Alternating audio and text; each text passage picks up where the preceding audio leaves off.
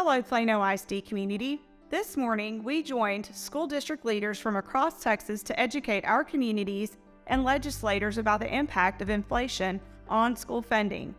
Our own school board vice president, Nancy Humphrey, presented at the press conference alongside representatives from other North Texas school districts, including superintendents, school board trustees, parent volunteers, and even representation from the North Texas business community. As a school district, we recognize the constraints that lawmakers face when creating a budget, but we're reaching a critical point. There's only 1 month left in this legislative session, and we're calling on our parents, teachers, business leaders, and community members to ask Texas lawmakers to help teachers and other district team members keep up with inflation. I invite you to tune in to the rest of this video to hear Board Vice President Nancy Humphrey's remarks from today, then to visit our website at www.pisd.edu/support-our-schools to send an email to your legislators. Thank you for listening and taking action. I'm Nancy Humphrey. I'm Board Vice President of Plano ISD Board of Trustees. This is my 13th year serving my community in this role, not necessarily that office, but on the board. And I want to say thank you to Dr. Elizalde for hosting us today. Excuse me. And thank you to all who are here in attendance to address the important issue of adequately funding public education as we enter the final crucial weeks of this legislative session. I look at, 10 different school districts here from North Texas. And as Dr. Elizalde said, this is going on statewide. For us in Plano ISD, this is an S.O.S. moment. Support our schools. Over the years, there's been a growing concern about the underfunding of public schools in Texas. Despite being one of the largest and wealthiest states in the country, Texas has consistently ranked near the bottom in per pupil spending on education. Our schools are the backbone of our community, and they play a crucial role in preparing our children for the future.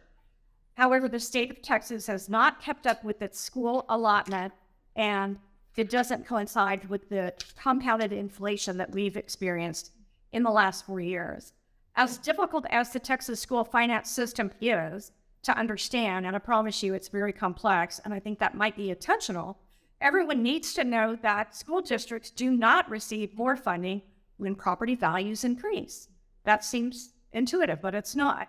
We're allotted a certain amount of money per student, regardless of our property values. And the amount of money allocated per student has not changed since 2019. That was 4 years ago. Since then, we have all felt the impacts of inflation on our household budgets, and the school districts are no different. This means that schools are being forced to do more with less. And we've been doing that. We wear a lot of Band-Aids. Additionally, in Plano ISD, recapture payments to the state have increased more than 50% since 2019, which means we are sending more and more of our local tax dollars back to the state, making it more challenging to provide the resources that students need and afford the compensation that our teachers deserve. And I'll just say our recapture payment is going to be about $250 million this coming year. We're asking our legislators, those are local tax dollars, we are asking our legislators in Austin to provide school districts with additional funding at least to make up for the inflation since 2019. Without action by lawmakers this legislative session, districts in our area who are running a deficit budget, ours included, will have some tough choices to make. And we understand that the legislators must be careful not to overspend or commit ongoing spending using the state surplus funds. And we appreciate the funding that they have provided in the proposed legislation so far. However, there is a teacher shortage, along with other school employee shortages, which are likely to increase if school districts can't provide meaningful pay increases to keep up with inflation. Additionally, we continue to face rising costs that are beyond our control, such as the cost of fuel for our school buses, health insurance, utilities, property casualty insurance, custodial, all of those other fixed costs that we must maintain that are still tied to inflationary factors. Simply put, we want to provide ongoing and meaningful pay raises for our teachers and other school staff and pay the bills. Our legislators need to know that the current legislation does not allow most school districts to do both. To keep up just with inflation, our basic allotment must increase by nearly $1,000 across the board, and we are not there yet. Basic allotment is the amount per pupil that school districts are funded. So today, we call on parents, teachers, business leaders, and community members to contact the legislators and, one, thank them for the hard work that they have done so far, and two, let them know they cannot be finished yet. School districts need additional funding to be made whole for the inflation impact over the last 4 years and going forward. So our students deserve the very best we can give them. We need to invest in their future, in our future, by investing in education. And ultimately, that will help the robust Texas economy that we currently have. Good morning. I'm Doug McDonald. I'm the Director of Economic Development for the city of Plano, Texas. My mother was a teacher for 25 years before retiring right before the pandemic. She taught at Plano ISD and had the honor of being recognized as Teacher of the Year for the district. But as her youngest son who worries about her, I'm grateful she retired before COVID, because watching these educators during the pandemic try and keep our future workforce educated was an unsurmountable task and an unbelievable stress that they had to put on. As a representative of one of the state's most successful economic development programs, I can tell you the number one asset that recruits global companies to the state of Texas is our schools. And the number one challenge facing all of our companies today is workforce. And it's not a simple fix. We have to go deep into our bench to continue building a pipeline of talent, and that starts with our schools. And our future workforce is in our schools today, but that workforce has been through a lot these past few years. The pandemic wasn't easy on anyone, but especially difficult on our youngest learners. As if their jobs weren't difficult enough already, our teachers are faced with catching up those students on their studies. Some students bounce back quickly, others are still behind.